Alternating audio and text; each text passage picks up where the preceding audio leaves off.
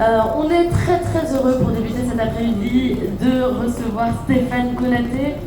Vous êtes l'un des meilleurs basketteurs ivoiriens de votre génération. Est-ce que vous avez quelques questions pour Stéphane? Merci beaucoup Stéphane pour ce partage.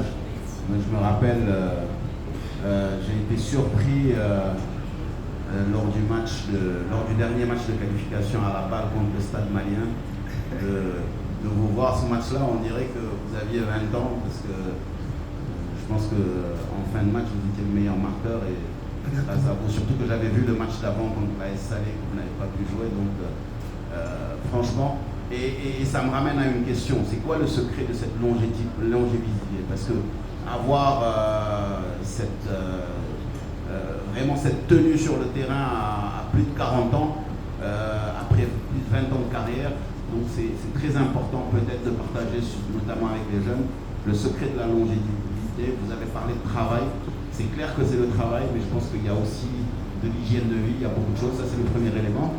Et le deuxième élément que beaucoup d'amateurs de basket sur le continent se posent: qu'est-ce qui fait que vous n'avez jamais répondu aux sirènes du professionnalisme à l'étranger? Parce que vous êtes parmi les plus brillants basketteurs du continent. Vous auriez pu faire une carrière professionnelle à l'étranger. Qu'est-ce qui vous en a empêché? Qu'est-ce qui a fait que vous avez refusé les différentes choses qu'on vous a proposées?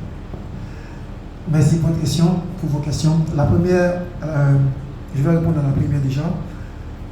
C'est vrai que pour pouvoir avoir cette longévité, il faut d'abord du travail, effectivement, comme je l'ai dit, de la discipline, de la rigueur et de la passion. Après tout ça, tu as l'hygiène de vie, effectivement.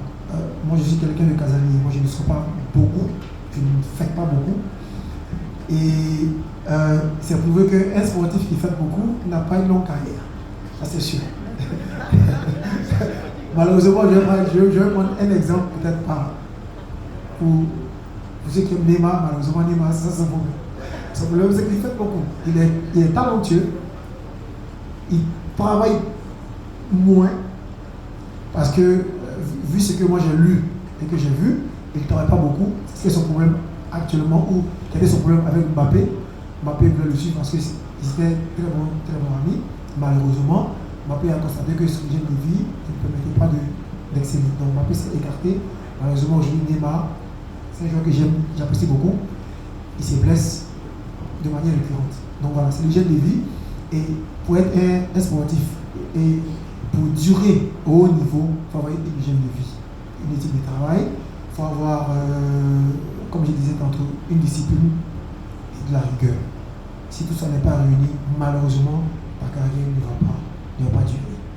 Ça, c'est la première réponse. J'espère que j'ai répondu à votre. Ok, pour la deuxième réponse, j'ai fait une courte carrière internationale. J'ai joué 2 années au Maroc. J'ai joué 2 années en Égypte, où j'ai été champion d'Égypte. Et j'ai fait 1 année en Espagne. J'ai fait 1 année en Espagne après mes 2 années au Maroc.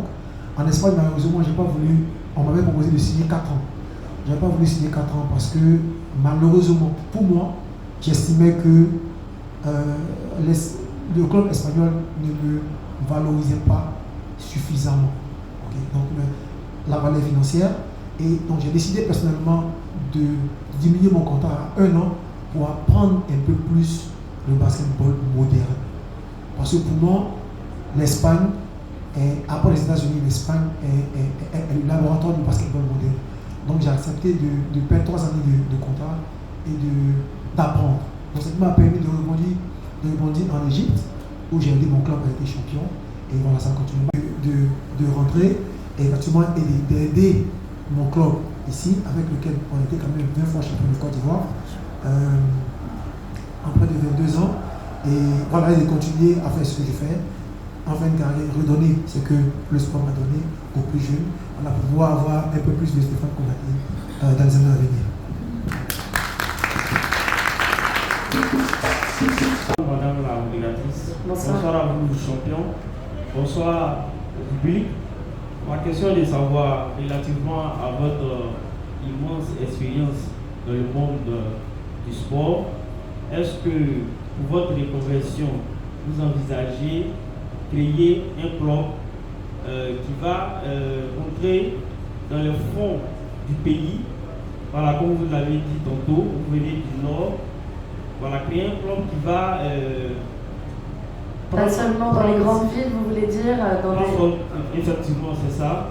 Et participer à rayonner plus ce sport-là dont vous avez valorisé à travers le monde. Merci.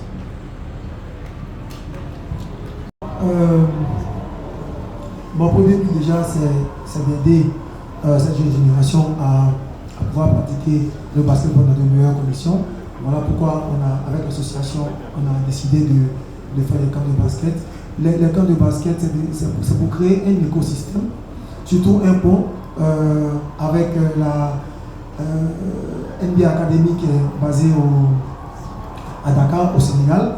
Donc c'est donner cette opportunité-là à ces jeunes de pouvoir accéder directement à cette prestigieuse académie. Et derrière nous, ce qu'on aimerait faire, pas forcément de créer un club, mais c'est de créer une académie ici en Côte d'Ivoire, mais une vraie académie. C'est pas un centre sportif ou un centre d'animation sportive, le basket. C'est vraiment une vraie académie où on aura vraiment sport et études et permettre à ces académiciens, comme on dit, de pouvoir profiter des cours à cette académie-là et de pouvoir aussi avoir une carrière, une vraie carrière sportive. Car la filière sport, il n'y a pas de filière sport-études en tant que telle. Non, donc notre rêve c'est de créer cette académie, une vraie académie de basket pour pouvoir développer ce réseau.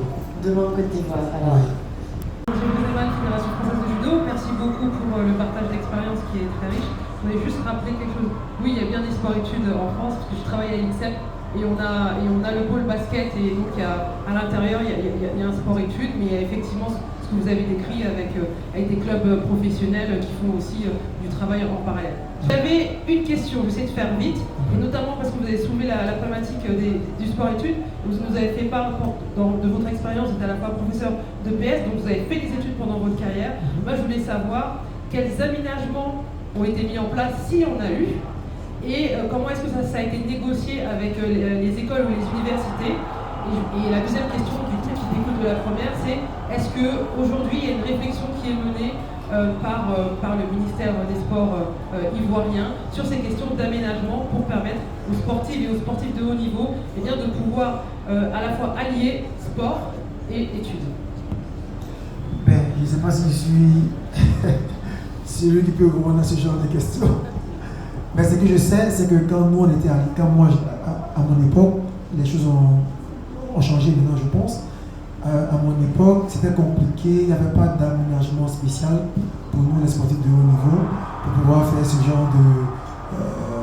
moi, je me rappelle qu'on avait des collègues même qui partaient jouer en compétition pendant que derrière eux il y avait ils composaient avec des sessions tribunales.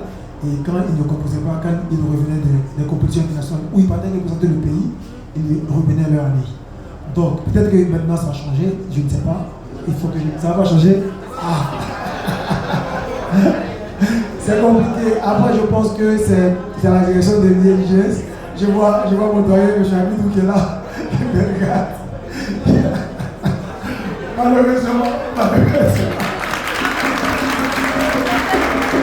Non, mais c'est bien parce que c'est une question qu'on peut se lever. On va le proposer à la direction de l'INGS, on va le proposer pour les études, pour qu'ils puissent nous permettre, nous en tant qu'athlètes internationaux, quitte à ce qu'on puisse décaler nos examens, nos examens de fin d'année, pour que ces étudiants qui représentent le pays puissent aller participer à ces compétitions-là, revenir et en examen spécial ou en classe spéciale pour qu'ils puissent pouvoir faire les examens. Je profite que M. le doyen soit là. Pourquoi pas discuter ensemble et pourquoi pas un travail à mener entre l'INSEP et l'INGS sur ces questions-là. Exactement. Et bien voilà, rendez-vous. Merci beaucoup Stéphane.